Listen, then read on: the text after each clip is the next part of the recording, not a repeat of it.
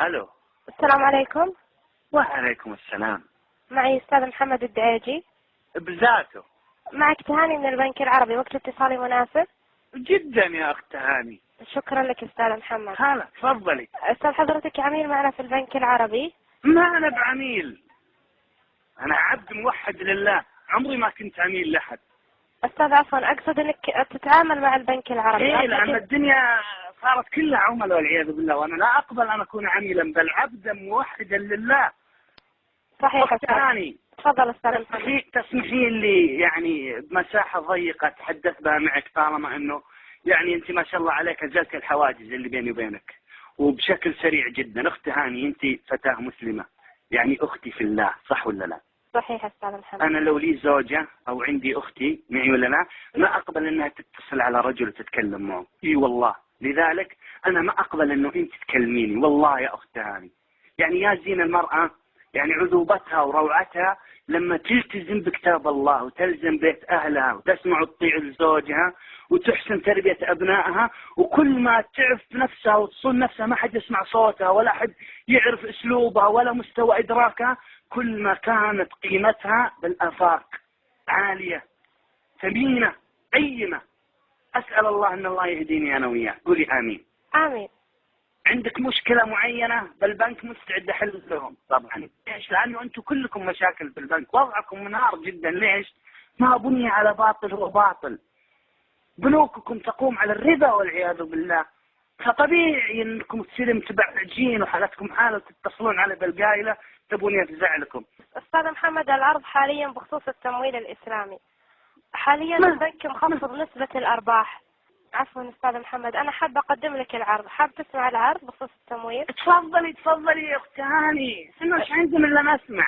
أستاذ، على حسب راتبك راح يكون مبلغ التمويل 46,000 ريال. أيوة. والقسط الشهري 944. يا أخت هاني طحوتونا سويتوا بنسوات ما يعلم بها إلا الله. يا أخت هاني، اتصالك بحد ذاته بمثابة القصف على الفرد، عشان تتصلين تلقينه مستوي. لو تقولوا له قرض مليون وتسدوا 10 مليون قال هاتوا. أخت هاني، تفضل أستاذ محمد. عطي البطاقة اللي عطاك تقعي على مكتبهم، وخذي عباتك تستري واتجهي لبيت أهلك وقولي أبرأ إلى الله من هذا النظام ومن هذا الاقتصاد ومن هؤلاء القوم. اسمعيني والله اني نصح لك، ويوم القيامة لو وقفنا امام الله ان شاء الله تقولين جزاك الله خير نصحتا.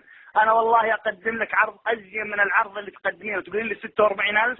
انا بقدم لك عرض ب 46 مليار حسنة بامر الله، وقد تضاعف الى اضعاف واضعاف.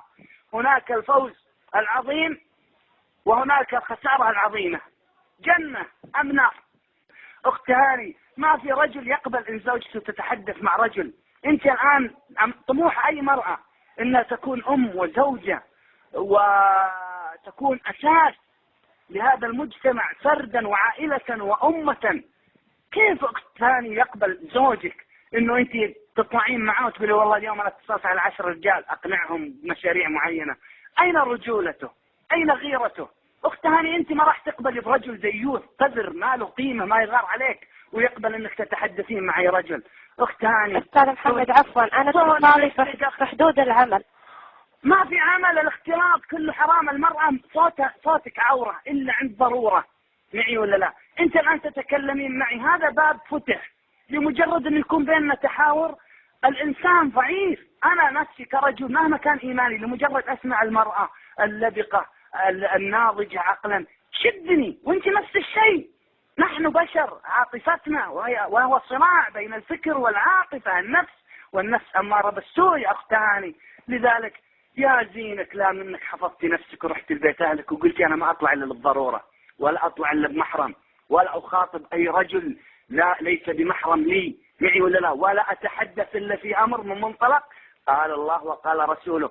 وضعك دمار أخت هاني، وهو ناويين يدمرونك. وانت ليش يدمرونك؟ لا لشيء إلا لأنك مسلمة. لأنك مسلمة انت المنطلق الوحيد لحلحلة وفك هذه الأمة، لأن ارتباطنا قوي، ارتباط عقيدة بفضل الله. لذلك هذه العقيدة من أين يتم فكها وفكفتها؟ أسلوبين وطريقين، المال والنساء. فهمتي ولا لا؟ لذلك خذي مني العرض هذا اللي يفوق عرضك بأضعاف المرات، معي ولا لا؟ اجدي بطاقتهم واتركي هاي. كم يعطونك؟ 10,000. والله يا أخت تهاني ما لها قيمة.